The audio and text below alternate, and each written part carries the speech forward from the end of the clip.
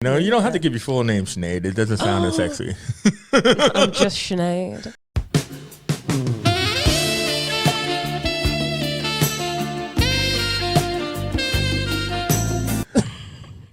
All right.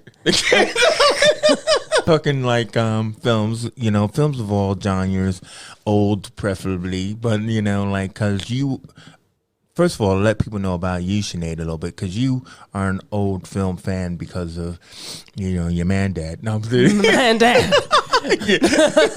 Basically, you like older films, is what I'm trying to say. So you like the classics and stuff. Give us some of your faves. I'm well into the Child's Play franchise. I just think that's the puppetry. not old to me. Not old. We're getting there. Hammer House of Horror. Well, that's old. Pretty cool. And I mean, like when you mentioned Child's Play, because obviously that was kind of like late to the serial killer genre, Yeah. So, but you must have seen like Jason and Freddy and Michael Myers and all.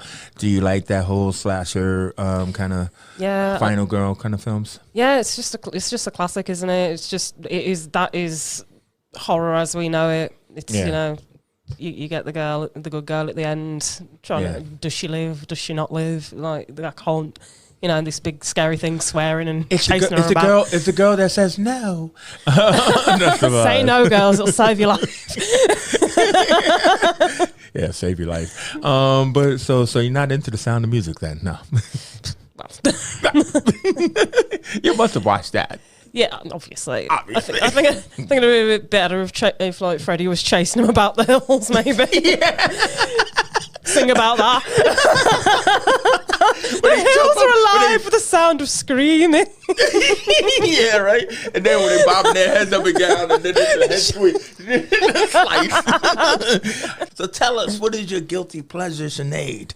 Well, my guilty pleasure this week, Chase, has been Humanoids from the Deep, which you suggested to me. Okay, stop saying that. Because see, that'll go down wrong. I didn't suggest this, Sinead. What? No. What? Okay. Well, Humanoids from the Deep involves. So there's this team of scientists, and what they're trying to do is they're trying to get these salmon to like breed faster and grow bigger. To grow bigger. So obviously there's this little community. Is it set in California? Yeah, one of those seaside communities. Yeah, so shot in California. Yeah, so you got like this little community of people, mostly fishermen, sailors, that kind of thing. They all kind of get together. They're kind of like this fish population thing. It's not brilliant. Somewhere down the line, I think what's the first kill? Is it a girl and a boyfriend, or is that? Yeah. Yeah. So this is the young couple, because of course it's a young couple on a beach in the 80s movie. Always the young couple on the beach doing things they shouldn't be. Get attacked by this humanoid from the deep. I think it was originally called Something in the Dark. Right. And he hired a female director because he figured, hey, look, I'm tired of these sausage parties. So I'll have a woman director. Is that Barbara Peters? Yeah. And but so what she did was so she's like, okay, let me get this straight. So these salmon, they killed the men and raped the women. So Roger's like, yes, of course they do. Right? Obviously. Well, she's like, okay. So she shoots pretty much most of the film, hires the actors, and she's like, yeah, so Something in the Dark kills men. So the killing of the men was all grisly, ripping heads off and all that other kind of stuff. And then Roger looks at it and goes, wait a minute, where's the rape scenes? Right. Well, the female director decided not to do that. So he had to bring in the AD and say, listen, you need to go out and shoot the film I actually want.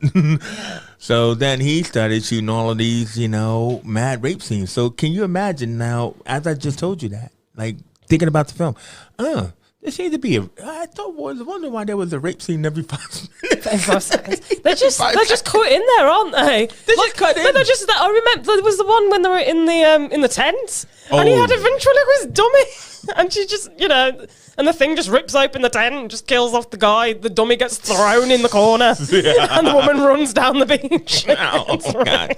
And of course, you need a big hero like Doug McClure. Of course.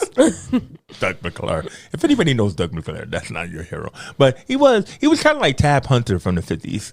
You know what I mean? You know, or I think he was in Troll Hunter. You know what I mean? Doug McClure was just one of those kind of guys. He acts the same way every time. So I just thought that was really interesting to find out that this was like 2 films cut into 1 film, because the actors who were hired for the female version, Something in the Dark, and at that time I might be wrong, but who knows?